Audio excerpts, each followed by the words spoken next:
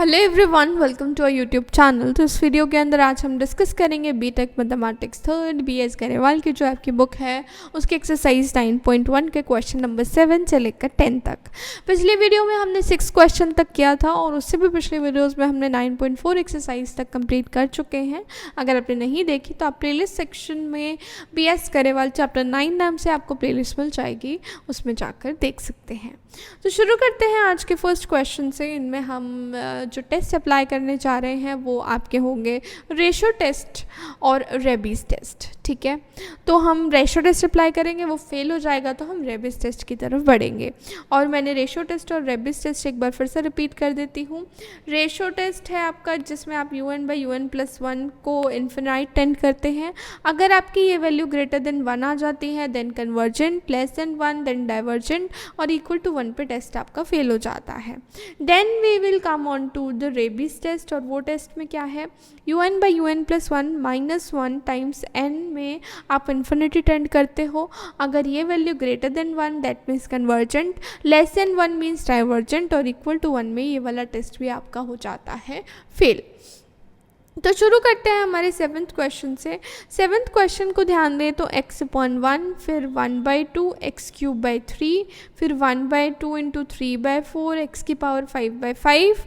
देखो इसको ध्यान से देखते हैं। यहाँ पे है 1/2, यहाँ पे है 1 into 3 2 into 4, 1 into 3 into 5 2 into 4 into 6, ऐसे 1 3 5 7 2 4 6 8।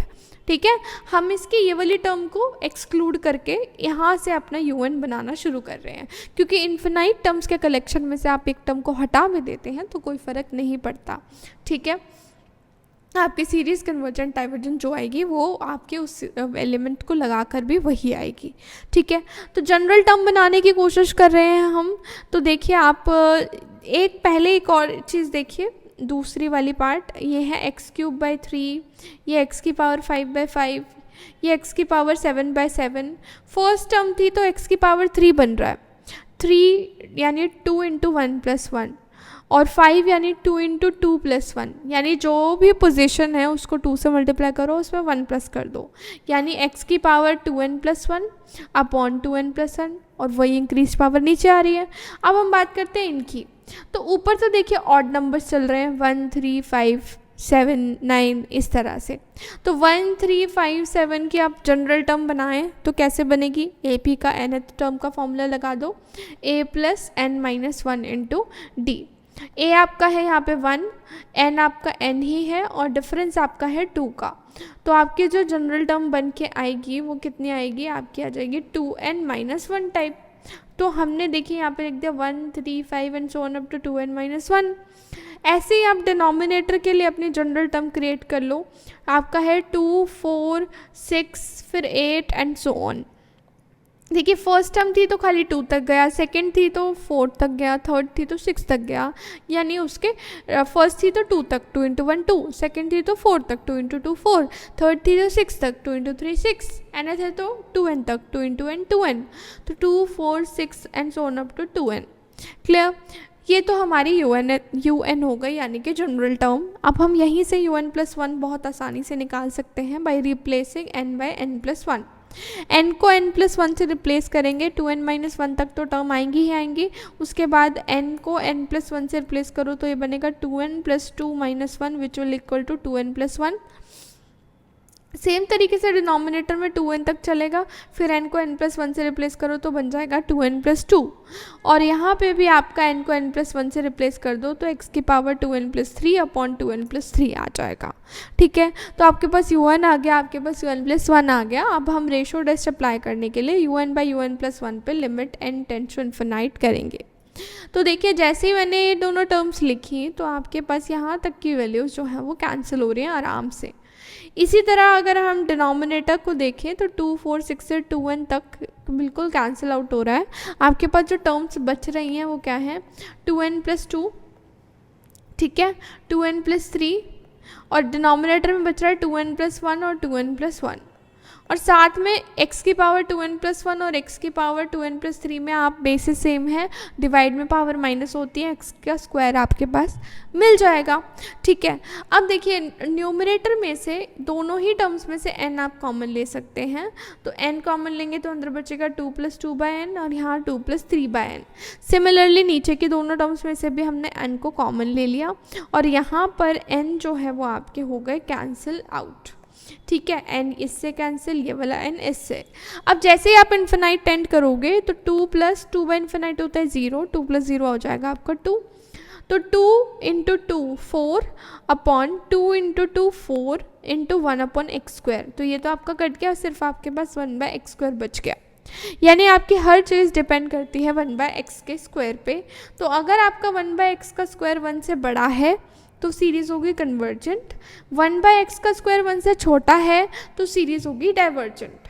अब 1/x का स्क्वायर 1 से बड़ा होने का मतलब x का स्क्वायर 1 से छोटा, और 1/x का स्क्वायर लेस देन 1 होने का मतलब x का स्क्वायर 1 से बड़ा, क्योंकि रेसिप्रोकल जब हम इनइक्वालिटी रेसिप्रोकल करते हैं तो इनइक्वालिटी हमारे साइन पलट लेती है। और जैसे ही मेरा x का स्क्वायर 1 आ जाएगा तो टेस्ट हो जाएगा फेल। तो जब x का स्क्वायर 1 होगा तो मेरी जनरल टर्म देखिए क्या बनेगी, या आप सीधा इधर रेबीज टेस्ट अप्लाई कर देते हैं, क्योंकि 1 पे टेस्ट फेल हो गया तो 1 के लिए हमने रेबीज टेस्ट अप्लाई करा। तो un/un+1 हमने यहाँ पे निकाला था। देखिए यहाँ पे जो मैं येलो यहाँ पे मैंने जो मार्क किया ये हमारा था un/un+1। जैसे ही मैं इसमें x की जगह पे 1 डालूंगी तो 1 का स्क्वायर x² की जगह 1 डालूंगी तो ये टर्म तो 1 ही हो गई, हमारे पास सिर्फ ये टर्म बचेगी, है ना। 2n+2 2n+3 2n+1 का स्क्वायर, तो 2n+3 2n+2 2n+1 का स्क्वायर, ये टर्म बची। तो un/un+1 तो मेरा ये ऑलरेडी निकला हुआ था -1 टाइम्स n। अब ध्यान से देखिए, अब हम क्या करेंगे, एलसीएम लेंगे। एलसीएम लेंगे तो देखिए यहाँ पे तो 2n+3 और 2n+2 हो जाएंगे आराम से मल्टीप्लाई, तो 2n+2n will give you 4n का स्क्वायर, फिर 2n+2 will give you 4n, ऐसे ही 3 का आप दोनों से मल्टीप्लाई करोगे, माइनस में आएगा आपका इन दोनों का प्रोडक्ट जब हम एलसीएम लेंगे, तो you will get -4n² -4n -1। इस पूरे के रिजल्ट को हमें n से मल्टीप्लाई करना है, तो डिनोमिनेटर में हमारी n² वाली टर्म कैंसिल हो गई, 4n भी कैंसिल हो गई, हमारे पास बचा 6n + 5 और साथ में बाहर आपका एक n चल ही रहा था। डिनोमिनेटर में से हम n का स्क्वायर कॉमन ले सकते हैं। अब आप ध्यान से देखिए तो एक n तो आपका कैंसिल हो गया, अब आप 6n + 5 में से भी n कॉमन ले लीजिए। तो देखिए 6n + 5 में से जब आप n कॉमन लेंगे तो वो n आपके नीचे वाले n से कैंसिल हो जाएगा। अब आप इन्फिनाइट टेंड करो तो 6 + 0, क्योंकि 5/∞ 0 होगा, 6 + 0 आपका 6 हो गया, डिनोमिनेटर 4 हो गया, और 6/4 मतलब 1 से कुछ ज़्यादा ही वैल्यू आएगी, और 1 से बड़ी मतलब आपकी सीरीज़ कन्वर्जेंट हो गई 1 पर। ठीक है, जब x² 1 है और जब x² लेस देन 1 है तो भी कन्वर्जेंट थी, तो एक तरह से x² less than equal to 1 के लिए कन्वर्जेंट और ग्रेटर देन 1 के लिए आपकी सीरीज़ क्या हो गई, डाइवर्जेंट हो गई। अब बढ़ते हैं हमारे क्वेश्चन नंबर 8 पर। तो क्वेश्चन नंबर 8 में भी हमें जनरल टर्म खुद ही बनानी होगी, तो इसमें भी हम क्या करेंगे, अपनी फर्स्ट टर्म को कर देंगे इग्नोर और हम शुरू करेंगे अपनी सेकेंड टर्म से जनरल टर्म को क्रिएट करना।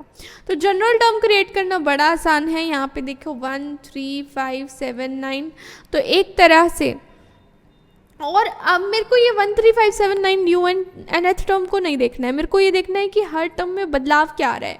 ध्यान से देखो, यहाँ था सिर्फ 1, यहाँ 1 3 5, यहाँ 1 3 5 7 9।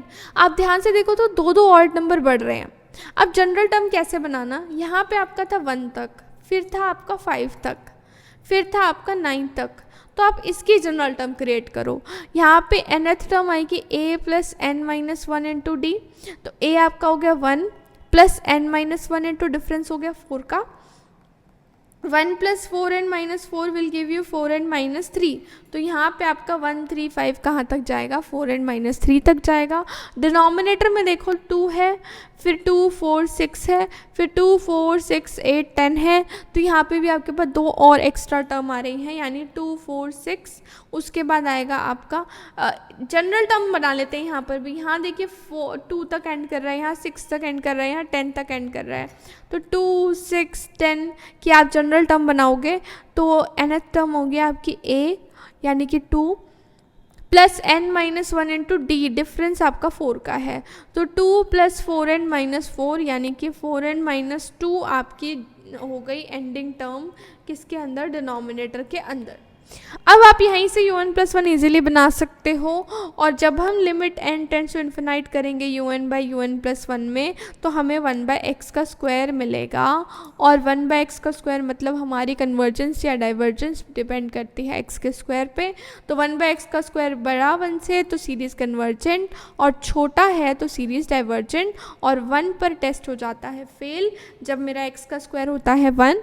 ठीक है, तो जब x स्क्वायर 1 होगा तो हम अपना रेबिस टेस्ट अप्लाई करते हैं कि ये हमारी रेशो आई थी। यहाँ पे जब मैं x को 1 डाल दूँगी तो ये टर्म तो चली जाएगी, आपके पास सिर्फ ये बचेगा, यानी 4n+2 4n+4 upon 4n+1 into 4n-1, और पूरे को आप मल्टीप्लाई करेंगे n से। एलसीएम लीजिए, माइनस करिए तो आपके पास कुछ इस तरह की टर्म आएगी। न्यूमरेटर में से n कॉमन, डिनोमिनेटर में से आपका n कॉमन आ चुका था ऑलरेडी, तो ये कैंसिल हो जाएगा। You will get 20/16 which is again greater than 1, मतलब सीरीज इज़ कन्वर्जेंट। तो ये सीरीज़ आपकी कन्वर्जेंट हुई कब, जब आपका x का square less than equal to 1 है। लेस देन पे तो ऑलरेडी कन्वर्जेंट प्रूव कर दिया था आपने, अब इक्वल टू 1 पे भी कर दिया। It means for less than equal to 1 the series is convergent, and for greater than 1 the series is divergent. ठीक है, आगे बढ़ते हैं क्वेश्चन नंबर 9 पर। क्वेश्चन नंबर 9 है हमारा 1 फैक्टोरियल, इसकी भी हम फर्स्ट टर्म एक्सक्लूड कर रहे हैं। 1 factorial upon 2 factorial x square, 2 factorial का स्क्वायर अपॉन 4 फैक्टोरियल x की पावर 4, 3 फैक्टोरियल का स्क्वायर अपॉन 6 फैक्टोरियल x की पावर 6। देखिए जनरल टर्म अगर हम ध्यान से बनाएं तो फर्स्ट टर्म है तो पहले 1 का फैक्टोरियल, फिर उसके बाद 2 का फैक्टोरियल। सेकेंड टर्म है तो पहले 2 का फैक्टोरियल, फिर 2 का डबल 4 का फैक्टोरियल। थर्ड टर्म है तो पहले 3 का फैक्टोरियल, फिर 3 का डबल 6 का फैक्टोरियल। तो ध्यान से देखिए, अगर n का फैक्टोरियल है तो नीचे किसका फैक्टोरियल हो गया, 2n का फैक्टोरियल, पर यहाँ पे n फैक्टोरियल पूरे की पावर 2 है। यहाँ तक कोई प्रॉब्लम नहीं। यहाँ से हम इजीली अपनी un+1 निकाल सकते हैं। n को कैसे रिप्लेस करना पड़ेगा, सिर्फ n+1 से रिप्लेस करना पड़ेगा। तो पूरे में हमने n+1 से रिप्लेस कर दिया। Now you will calculate un/un+1। तो देखिए अब ध्यान से, यहाँ पे n फैक्टोरियल का स्क्वायर है, यहाँ पे n+1 के फैक्टोरियल का स्क्वायर है, तो मैंने क्या किया, स्क्वायर पूरे पे ले लिया और n फैक्टोरियल अपॉन n+1 का फैक्टोरियल लिखा, और n+1 के फैक्टोरियल को ब्रेक किया फिर से n+1 इंटू n फैक्टोरियल में, और आपका ये टर्म बच गई आपके अंदर। यहाँ पे ध्यान से देखो तो आपके पास कॉमन आ रहा है 2n फैक्टोरियल, तो आपका कैंसिल हो रहा है। देखिए 2n+2 के फैक्टोरियल को हमने जो है ना खोल दिया है। अब 2n+2 का फैक्टोरियल क्या होता है कि कम होता जाता है, तो 2n+2 2n+1 फिर 2n का फैक्टोरियल, और नीचे एक 2n का फैक्टोरियल ऑलरेडी था जो कि उससे कैंसिल हो गया। तो हमारे पास 1/x² बचा, यानी हर चीज़ डिपेंड करती है 1/x² पे। अब 1/x² आपका क्या होगा, 1/x² तो आ गया, लेकिन अभी हमें इन्फिनिटी टेंड नहीं किया है। इन सब के साथ हमारा क्या चल रहा है, limit n tends to infinity, limit n tends to infinity, limit n tends to infinite. ठीक है, n कॉमन लो सब में से, और उसको आपके जिससे वो कट रहा हो उससे डिवाइड कर दो। क्लियर। तो जैसे हम n कॉमन लेंगे और उसके बाद हम अपने वैल्यू पुट करने पे आएंगे तो हमें मिलेगा 4/x का स्क्वायर। मतलब अगर 4/x का स्क्वायर ग्रेटर देन 1 तो सीरीज़ कन्वर्जेंट, और 4/x का स्क्वायर लेस देन 1 तो सीरीज़ डाइवर्जेंट। और अगर आप इसका करना चाहो रेसिप्रोकल तो x स्क्वायर आपका हो जाएगा लेस देन 4।